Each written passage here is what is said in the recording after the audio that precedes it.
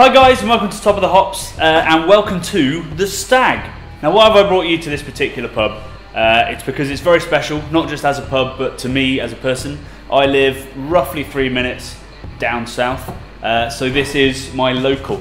So what makes this pub even more special is that about 4 years ago, I came in here looking for a quick pint, and I saw a giant hammer on the bar, upright, and I thought, what on earth is that? So I ordered a pint, and what it was Red Hook Long Hammer IPA.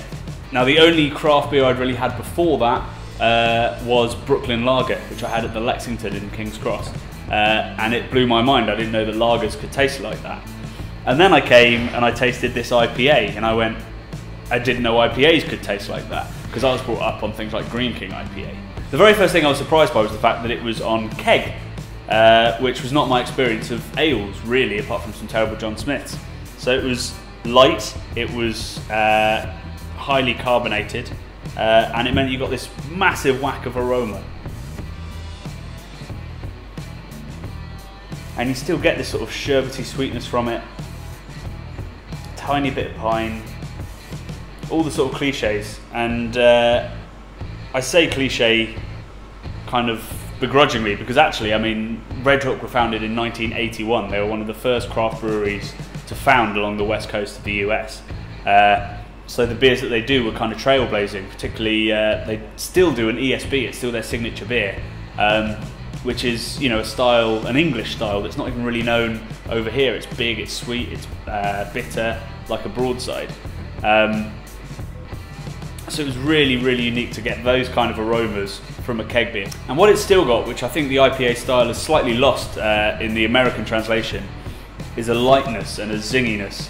There's a lot of big, sweet, crystally kind of IPAs on the American market, whereas this one stayed light, it stayed fresh and refreshing.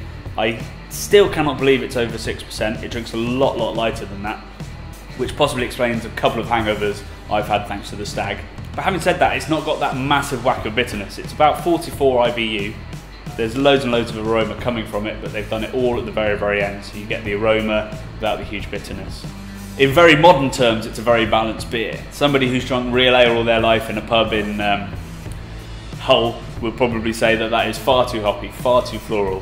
But in comparison to other IPAs that are out there at the moment, this is right on the money in terms of refreshment and a little bit of excitement on your palate. Now, Red Hook had a bit of luck. They're owned by the Craft Brewers Association, and what it means is they have distribution all over the US and obviously in the UK, which is why long before the craft beer revolution in London really kicked off, you know, back when Camden Town were still brewing in a basement in Hampstead, this beer was coming over to the UK and finding its way into local pubs such as this one. And without the Stag having the presence of mind to stock this beer, without me being seduced by a giant hammer on the bar, it's quite possible I would never be into beers like this. The Craft Beer channel would never exist, and you would be spending your day much more productively. So to Red Hook I thank you, to the Stag I thank you, and I will be doing more videos at this wonderful pub in the near future. Cheers.